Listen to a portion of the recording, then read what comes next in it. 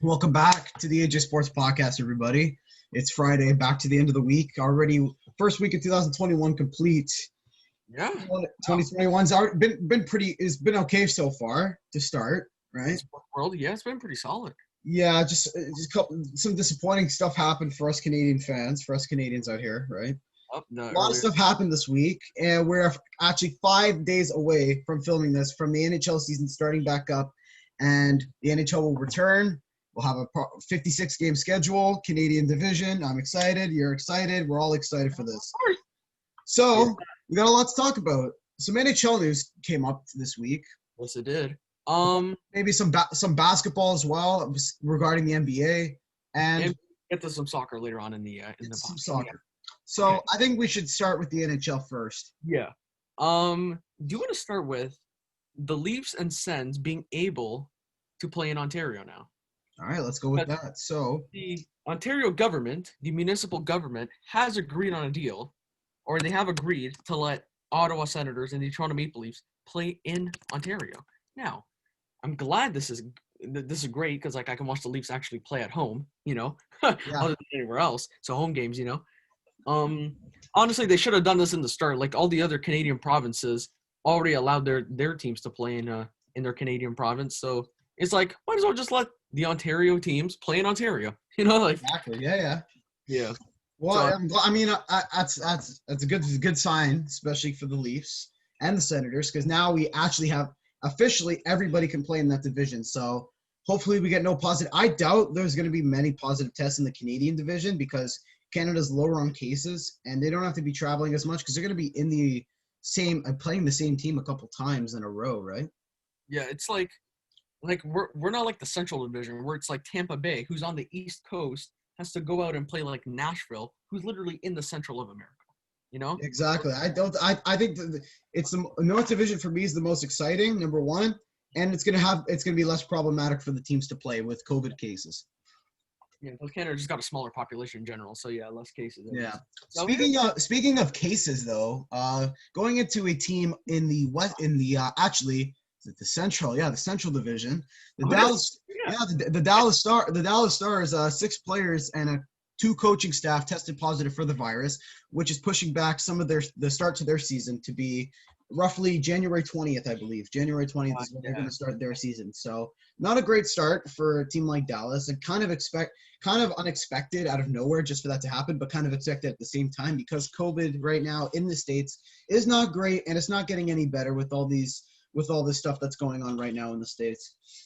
Yeah, it was kind of unexpected. Like I just look at my phone, this is breaking news. Like Stars have like 6 positive cases, which is unfortunate. Like you wish nobody got it, but like season's gonna start back for them. That's gonna affect other teams in their scheduling. At least it doesn't affect any Canadian team. So exactly, as long as the Canadian teams can run smoothly, I'm okay with it. Yeah. I feel bad for everyone there, the coaches, staff, and the players.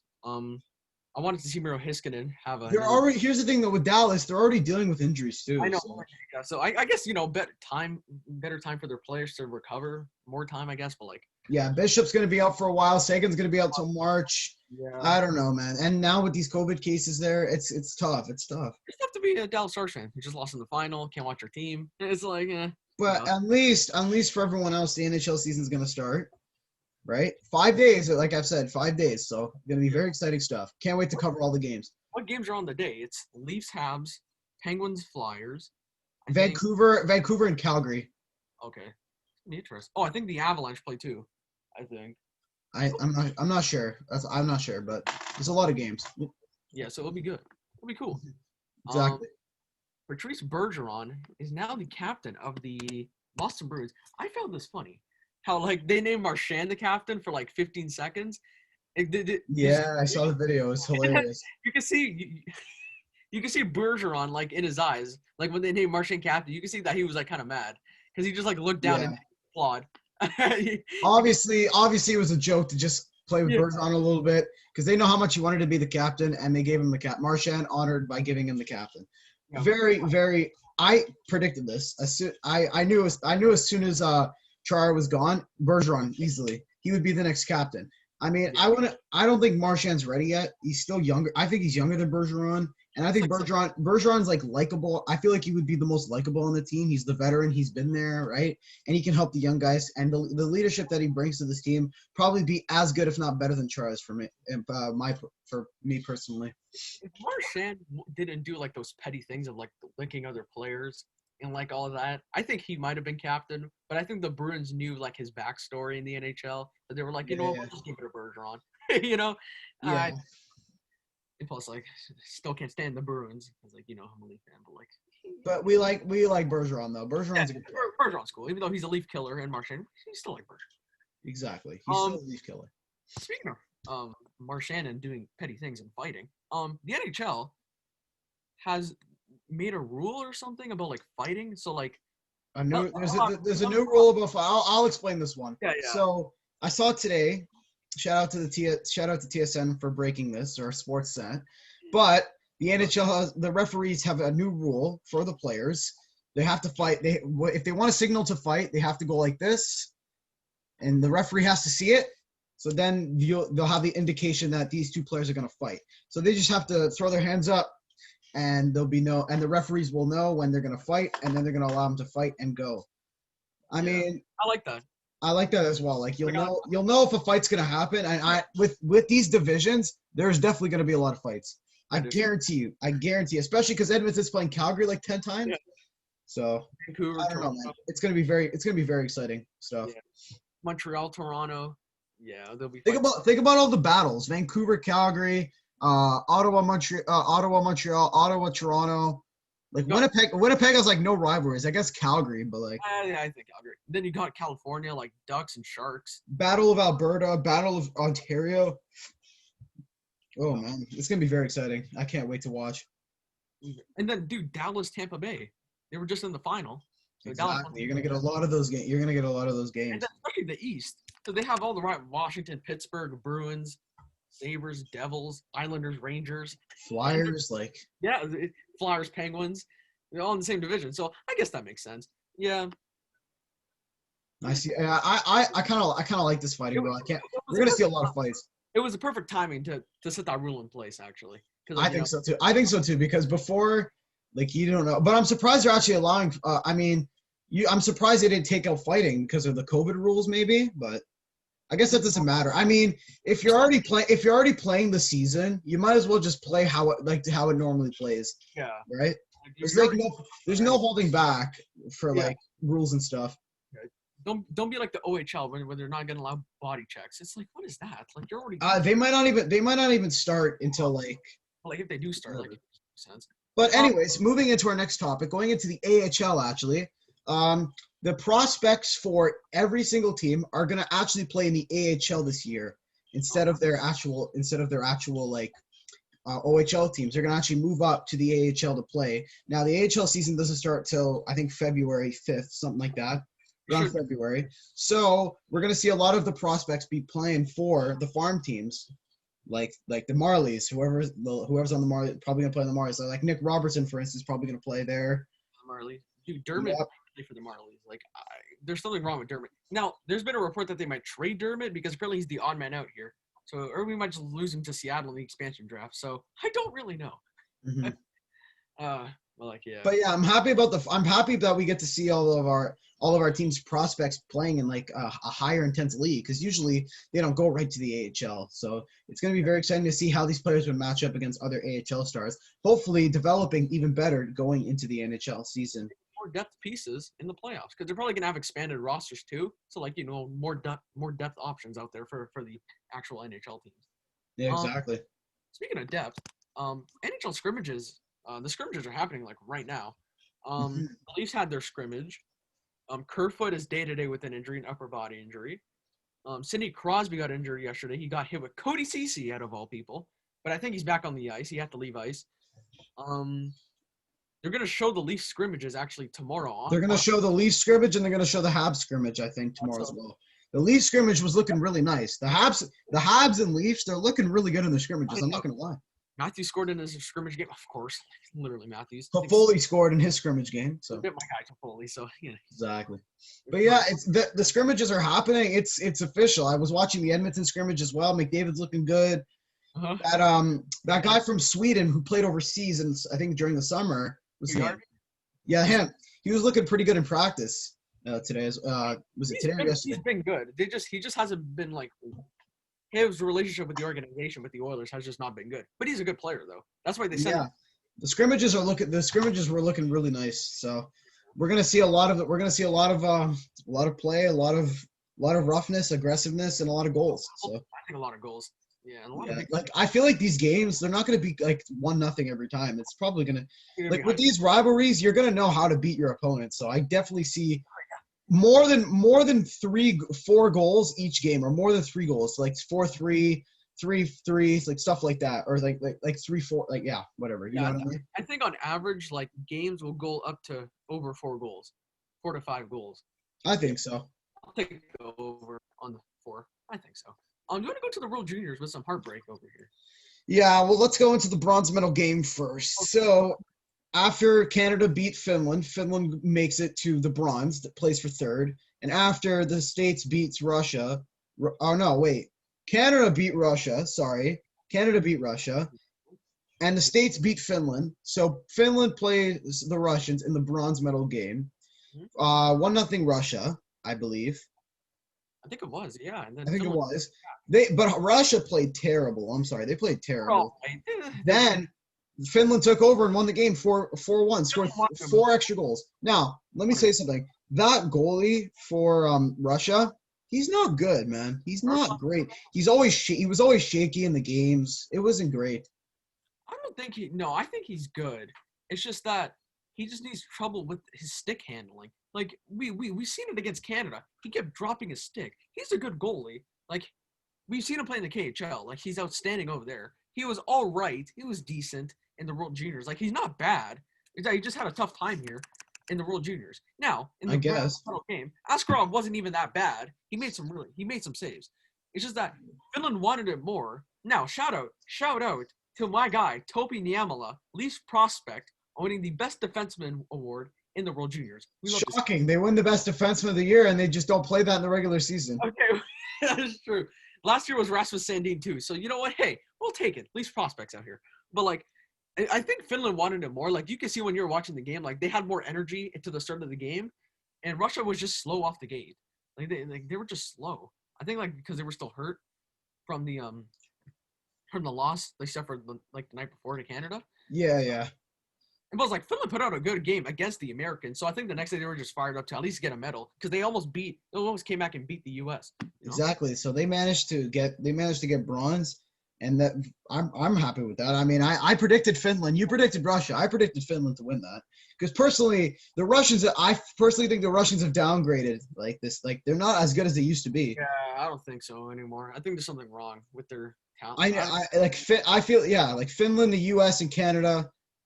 Those for me are the top 3 teams. Now, yeah, I'm just gonna go with that, bro. I don't know about Russia anymore. They gotta like go back to like the way they used to do things. Like now, a lot of people are saying. I think it was I forget the coach. Someone said that none of the Russians on the Russian team would make the Team Canada. Oh yeah. I totally disagree. There's at least 3 or 4 guys that I think could make the team. You think so? Yeah. Yeah, I think so too. Actually, like I mean, if you really think about it, a lot of those guys are NHL prospects. You're saying none of them can make Team Canada? Like really? It's a whole team. There's a whole team out of the whole roster, out of like the 20-something players. You're really gonna say that only 4 guys are gonna make the NHL? Like, come on. Like nobody's gonna make the NHL? Come on, man. Or the Canada team makes no sense. That's true. I see. Yeah, I agree with you on that. Now let's go to the heartbreak. Canada gets shut out with their 19 first-round draft picks, 2-0 to Spencer Knight, Trevor Zegras in the. Yeah, it was bad, bro. The U.S. Let's analyze the game quickly, then we'll give our thoughts. Honestly, hold on. First, I want to give a shout out to the Florida Panthers because 2 of their prospects are Devin Levi, the Canadian goalie, and Spencer Knight, both the American goalie. Yeah. Panthers prospect. Now, I don't know what they're going to do with them because Bobrovsky's on contract for another 6 years, so I don't know what's going to happen. But, hey, one of them could be their backup, honestly. Yeah, but, like, how about the other one? I can put them in the minors for now. Develop. Come on. There were studs out here in the Unless rookie. they make a trade for Bobrovsky. Unless they made a blockbuster trade for Bobrovsky. Again, these guys are young as well. Yeah. But going back into the game, it starts off. Canada gets okay, so U.S. gets the first couple shots. Canada gets like at least 7 shots to like 2. The U.S. was the fastest team in the tournament, playing really, really well. Okay, they get the goal. They get the first goal. Okay, that's fine. They get the first goal. That happens. Who scored again? Oh, I think it was Turcotte. Alex Turcotte, right? He gets the goal. Yeah, he's very good. Then what happens next? They score again. They score again in the second. Actually, before the second goal, the U.S. was just hammering Canada in their own end. Wouldn't let them make simple passes to each other. U.S. was all over them. 1-0 going into the second. Second period, U.S. again in control in Canada's zone. 2 minutes in. 2 minutes in, they take a shot, goes off the boards, a funny bounce, and none other than the tournament MVP Zegras gets the goal, makes it 2-0, and that's how it ends. 2-0. U.S. dominates. They win gold since I think the first time since like early 2000s, right? Or was it 2000? No. I don't even know. No, not that long, but I forget when's the last time they won. Was it? I think so. I think they won a couple years back. A couple years back. Yeah, something like that. But yeah, Canada wins silver, and the U.S. wins gold. Yeah. You got to give props to that team. The U.S. said they've never, or Trevor Zegras, that's his name, right? Zegras, yeah. Yeah, he said that this team Canada has not played a team like the U.S. before in the tournament. I agreed because everyone they played, they steamrolled through. They steamrolled through, bro. They haven't played any real competition, in my opinion. That's why because they ran into a U.S. team that actually is good, number one, and that can actually like control the game. Everyone Canada played, they weren't great. Now, personally, what made the U.S. even stronger was the fact that they lost their first game. Yeah, against Russia. I'd rather be on a team that lost one game, lost only one game, and has the momentum to beat other good teams, than to be like 6-0 or 6-0, beating all these crap teams, the teams that don't even match well, right? Because they had no idea what they were walking into. Canada. They did. It's basically like the groups for next year. Canada is basically in the same group. It's in the same group, but there's actually just switching out Austria for Switzerland and Czech Republic for Slovakia. Yeah, so it's gonna be the same road probably to the final again. I want to say this. It's gonna be in Edmonton again as well. Oh, okay. Yeah, I just want to say this. Trevor Zegras is a beast. I said before the game, Zegras is gonna have a good game. I called that, and I was like, yeah, it's Trevor Zegras. He's gonna perform. Like, he was a top draft pick. He's gonna perform. He was a stud. Turcotte surprised me in the final. He was fantastic. Spencer Knight, dude. Spencer Knight is a beast out there. He's a really good goaltender. Oh my goodness. And Devin Levi's good too. Just a couple unlucky bounces here and there, but he's a stud. He had like a 960 save percentage throughout the whole tournament. He was fully there. So it's like, I gotta give it to all of them. I gotta give it to Caulfield.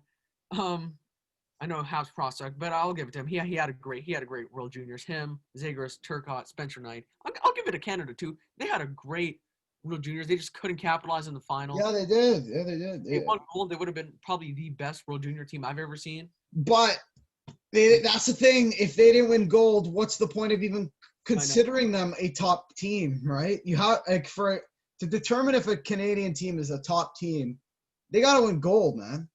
I know. If they won gold, they would have been easily a top 3 team I've ever witnessed in the World Juniors. Like, that team. Personally, that U.S. team right there was the best United States team I've ever seen in the World Juniors. Think so? I think so. Canada were the favorites to win the tournament, right? Because they won last year. Obviously, draft picks. Yeah, with all these first round draft picks too. Now, but you also got to remember, you could say that Kirby Dach was gone. You could say that. Don't. That's not an excuse. The U.S. was also missing, I think, a couple people.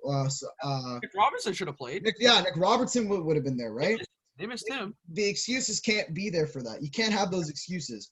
You got to play the people who are in front of you. and Canada just had no idea. They had no idea what to do. Yeah, Canada got outplayed in the final. That's how it was. That's how it is. That's what they showed on TV. Yeah, they got outplayed. They just got outclassed in the final. That's how it is. It's funny because now Zagreus, when he plays against Byfield, like when they come up against each other, because Ducks and Kings, Trevor Zagreus is going to be like, so who's got the gold medal? And then he could always just keep chirping on to Byfield because it was when the same now, you know. So every time on the ice, we could be like, who's got gold? Who's got, you know? That's the thing. These they're by the way, they're only like 18 years old too, right?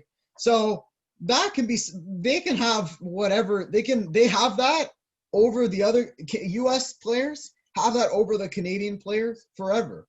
Because Byfield. Let's say the Kings win the Stanley Cup out of nowhere. Byfield's like, oh, I got the cup, right?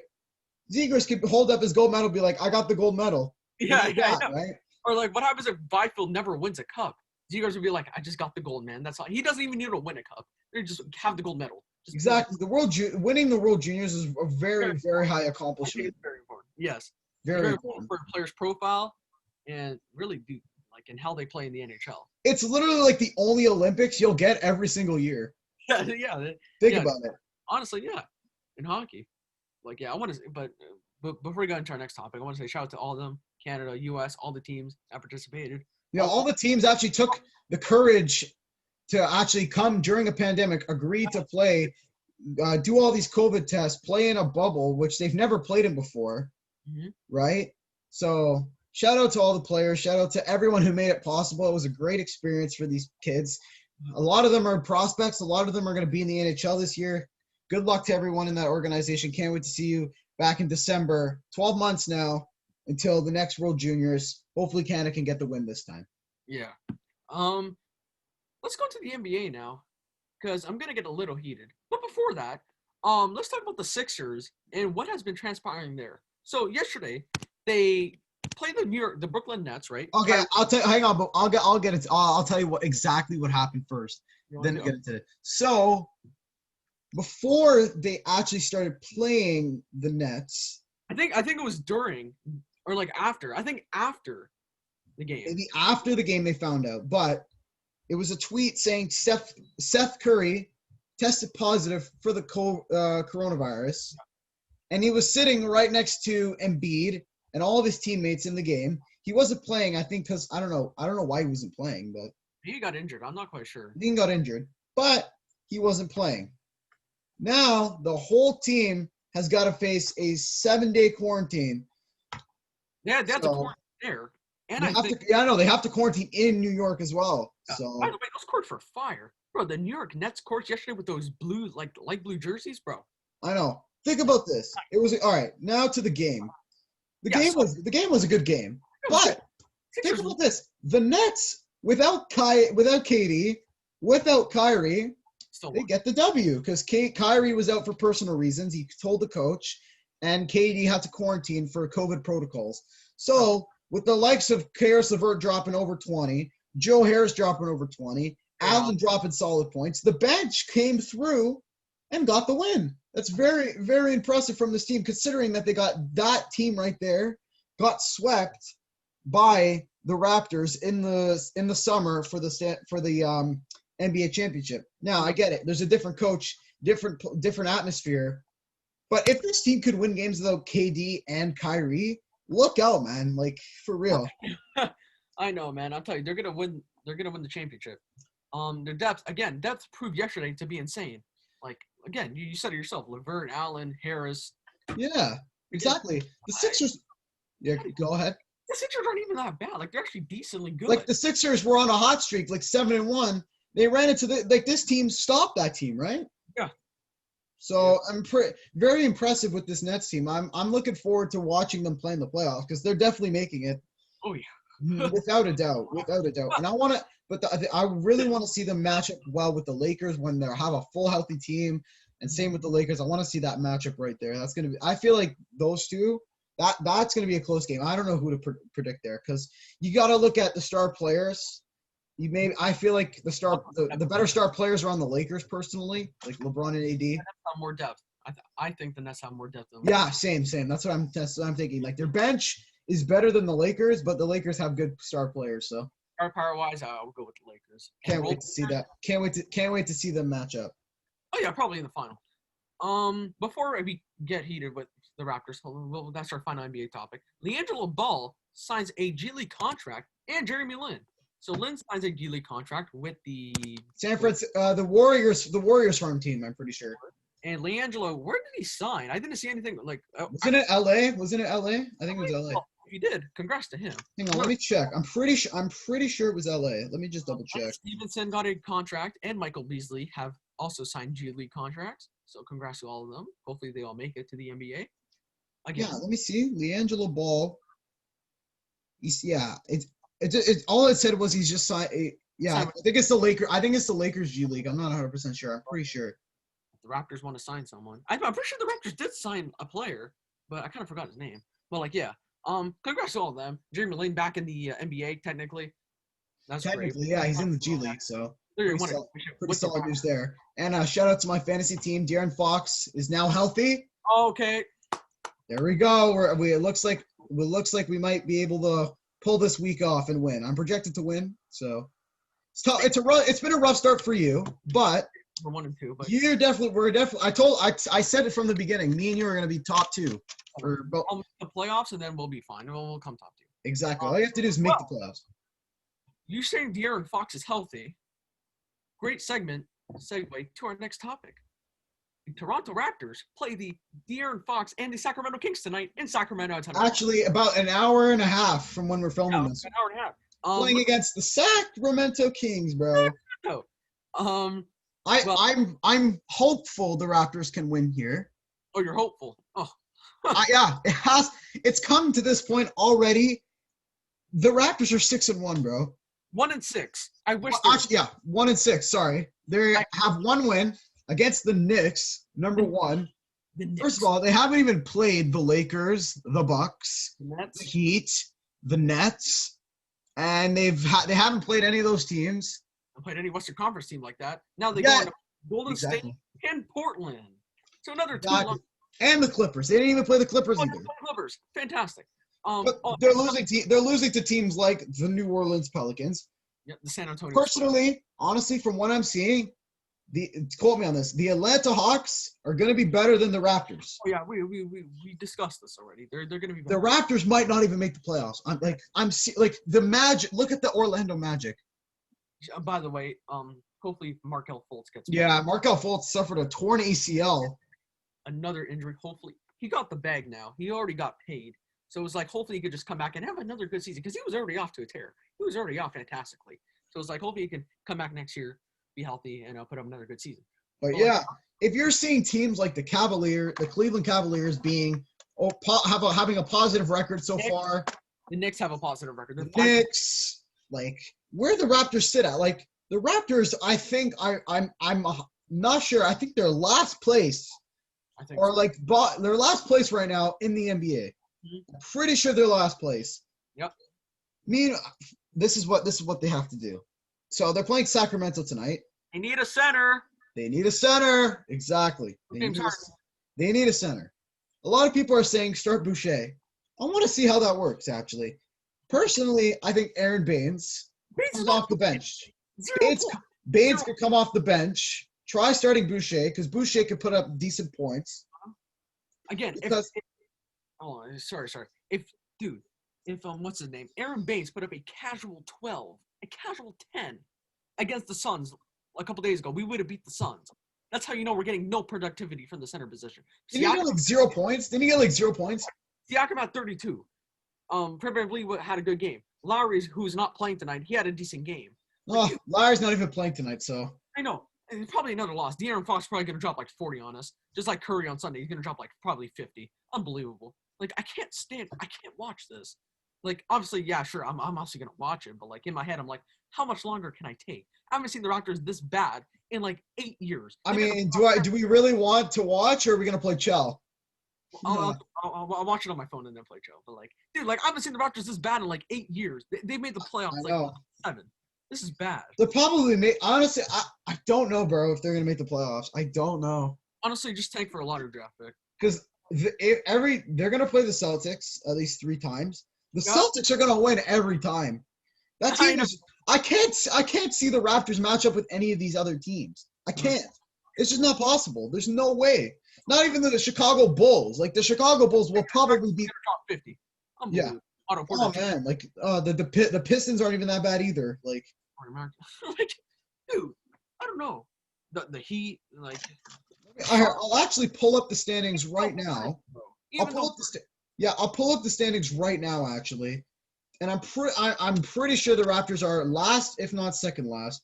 I think we're lost because Washington keeps winning. They've won like 2 games. Exactly. That's already one more than the Raptors. Yeah, like, oh my gosh, man. It's not good for us Canadian basketball fans. So We have to go get, which I would love, Jared Allen, which obviously not gonna happen.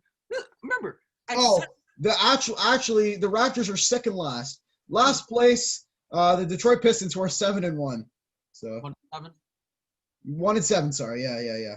Oh, okay. Well, we're almost as bad as the Pistons, which is sad because the Pistons will never be good ever. Ever, bro. They will never be good. I know. A tough start for the Raptors, dude. Like, okay, look. I've said this. In the offseason, right, there's Kawhi there. If he declines his player option, there's DeMar. But Oladipo. well, the one guy we need, because Giannis is gone. You need a center. Center. Drummond, bro.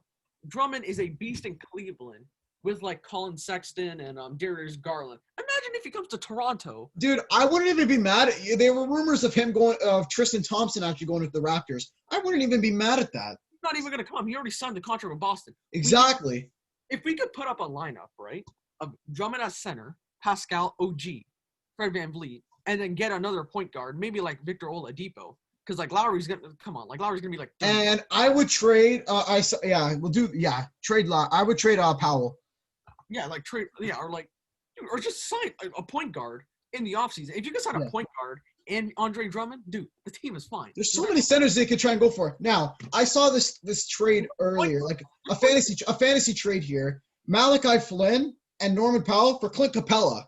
I would take that. Clint Capella is playing really well for the freaking Hawks. Do everything. Like Jared Allen, he could do everything. Like my second favorite team might have to be the Atlanta Hawks. Like no cap. Okay, buddy. Like okay, like dude, like Bobby Webster, we're calling on you now. We're calling on you. You didn't want to get the Harden deal done, which I don't understand why. Maybe there's some negotiation talks. I don't know what happened. But you got also think about this though. The fact that the Harden deal has not gotten done, right? It's clear that Lowry's getting old. Our centers are not producing. Mediocre. Aaron Baines not great. They're obviously seeing this. Baines is not producing. So we need areas of focus. Center, point guard, okay? Maybe bench options. But right now it's center. We have to do something. Because this is ridiculous. We cannot be going 1-6 after we won the championship, went to the second round to Game 7, and now we're bottom of the East. That's unacceptable. But think about this. The Raptors, this makes the Raptors look terrible right now. Because Kawhi came, won a championship, left. The team was mediocre without him. Now they get rid of 2 solid centers that they couldn't even re-sign. Actually, Ibaka didn't even want to play because they were trying to offer Marc Gasol more money than he was. So I'm like, really? I would have kept Ibaka, but anyways. Now the Raptors are 1-6. How bad does it make the Raptors look that it makes them look like they need a star player, otherwise they're shit. Yeah. Like they look terrible. It's bad. It's really bad. Kawhi was there, got them the championship. They were a good team. Now everyone's relying on Siakam to be the star. All that pressure is going to build up, and it's not going to get him anywhere because he's playing fine. He's dropping at least over 20 points a game, but he's got nobody around him to back him up, right? Lowry's playing fine. VanVleet's playing all right. Like, he has his off and offs. But the Raptors bench is atrocious. The bench is atrocious. They have to have a guy like Matt Thomas, who's not even bad, be the 6th man. Same with Malachi Flynn as well. He's playing fine. Guys like Alex Len, Norman Powell aren't doing anything for the Raptors. Same with Aaron Baines. It's not working. It's not working, dude. It's embarrassing. Sad. Yeah, I haven't seen the Raptors this bad in forever. I know. It just makes me upset. That's the thing. I was single digits when I seen the Raptors this bad. I was single digits, bro. I know. And everyone's going to say, oh, it's the beginning of the season. But, like, 1-6. 1-6, exactly. Like, What for happened? real. 1-6, and then make it to the playoffs and actually do well in the playoffs. Yeah. Tell me about Like, how do you even come back unless you win, like, 10 straight and you keep going? Okay, But, 10 like, straight, you're 11-6. Oh, you still lost 6. Like, come on. exactly. You got to do well in the beginning of the season, especially because it's a shortened season, too. You're not going to have all these games. I forgot about that. They shortened it by, like, 10 games as well, so. I don't know, man. It's tough, man. It's tough. Like, it's sad. Like, come on, bro. Like, what is that? Unbelievable. It's not great. Hopefully they could bounce back.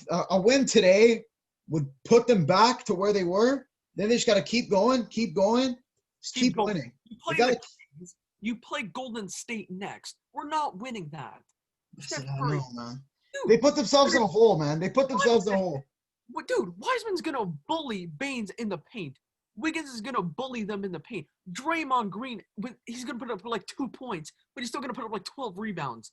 Dude, and then we go on to play the Trailblazers. Robert Covington going to bully him. Not even Hassan White. Nurkic going to bully them. Hassan Whiteside might even bully Baines today in the paint. Rashawn Holmes going to bully them.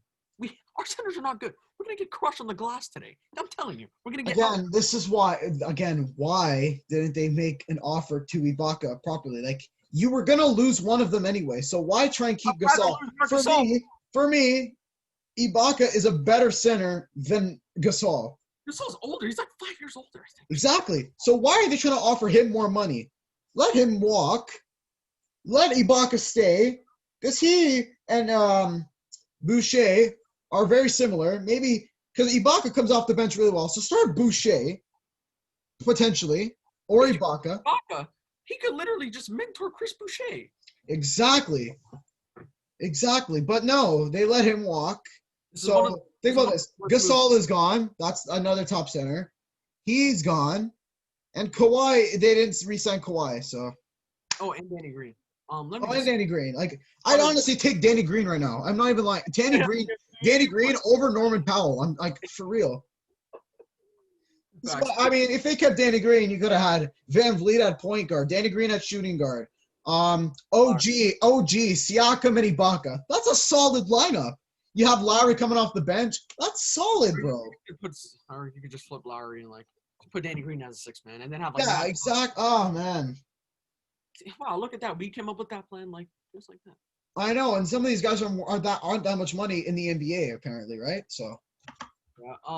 Well, we'll see how it goes.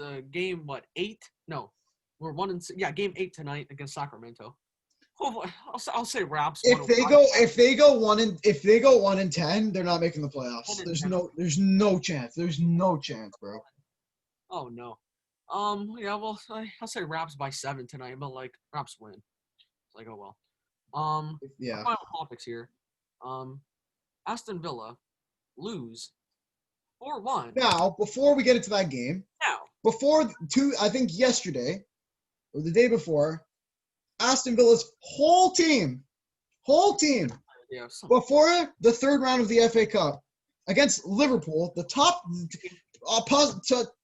team in the Premier League, all test positive, the coaching staff, so they're done. What happens now? The youth, 16 to 18-year-olds. You're under 23 team. Under 23 team, Aston Villa versus versus a full Liverpool roster. Now, the game was today. A solid win for Liverpool. 4-1. 4-1. It was close, but the possession was like 90-10 in favor of Liverpool. Mane was scored in the 4th minute of the game. I'm like, I get the notification. I'm like, oh wow. And the one time they show Aston Villa play on TV, it's not their actual team, and they lose. Like, way to ruin my day, right? Oh man. Well, okay. Look, I can't even be mad. Like, look, the youth team literally played Liverpool. Like Liverpool. Like I know. Like with Mane. Think about it. If our guys our normal guys were there, we'd win. Like we win. We would beat Liverpool. Personally, this is my opinion. Think about this. Liverpool is a top team. They're good. But like everyone else under 10th in Premier League is either mediocre or shit. That's why if Liverpool's if Liverpool's playing from like 11th seed all the way to 20th seed, you know they're going to get 10 wins, right? Like I feel like that's because they've tied with Fulham.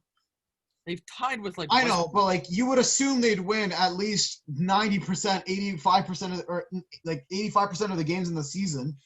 I mean, they only have one loss, I'm pretty sure, and that's to freaking Aston Villa, right? They have one loss in the Premier League, and it's to Aston Villa, and Aston Villa won like 7-2. Yep. So for me personally, there's not good. Like the teams that are below like the 10th seed are mediocre or trash. It's just I gotta say this. You see, I'm not mad about the performance. I'm not mad at all. Like literally, the youth academy came out to play against Liverpool. It was 1-1. The guy who scored was in the Barcelona academy. Shout out to Barcelona. They won a couple days ago, 3-2. But like, bro, and now he decided to go to Aston Villa's. No. Look, they were 1-1 at one point, right? In the 60th minute. I was like, dude, we actually have a chance. They only played bad for like those 6 minutes where Liverpool just completely attacked on them because Firmino came on, Shaqiri came on, and once those guy came on, they scored like 3 goals and Thiago Alcantara. So it's like, dude, those 6 terrible minutes right there costed them big time because they scored like 3 goals in 5 minutes. Exactly.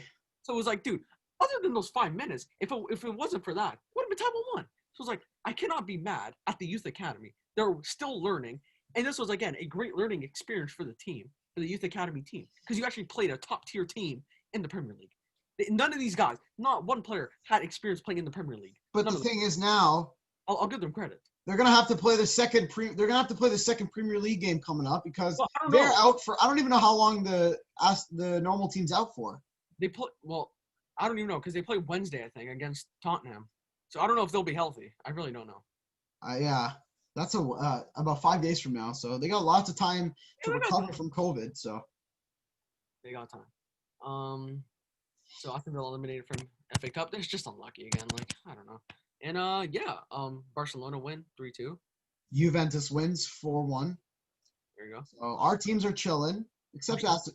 Well, as soon as Aston Villa gets healthy, we should be back to normal. Yeah, everything will be fine. Barcelona was actually down 1-0 to Inaki Williams.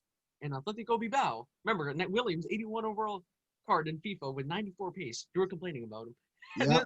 This week, actually. You were like, this card's so fast. I'm like, I know. He scores 1-0, and I'm like, oh, here we go again. And Barcelona just Messi with 2 goals. I'm like, yeah, it's Messi. Like, goated. And then we won. So it's like, even though Messi coughed up the second goal, he literally passed it to the other team. But that's fine. He scored 2 goals. And then we won. So yeah. So yeah, I think that's gonna do it for what is this episode 36? I think it is. I think that's episode 36 right there. So as we're filming this, 5 days till the NHL starts. Hopefully the Raptors can get a win tonight. Hopefully beat Sacramento. Aston Villa will be healthy. Hopefully. And we'll see you guys on Monday, hopefully with more news and updates for all the teams, right? And it'll be the last episode before the NHL season. No, Mondays are going to be our last before the NHL season. Yeah. That's what I meant. Like Monday. Yeah, Monday will be our last. We'll do it. Actually, I feel like Monday we'll do an analysis on the teams, saying what's going to happen. Who do you think's going to win the first game? So yeah, we'll get you with that. We'll see you guys on Monday. This has been the AJ Sports Podcast.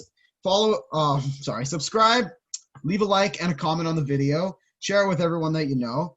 Just like and subscribe. We're trying to get to at least 100 subscribers. So you know what? True.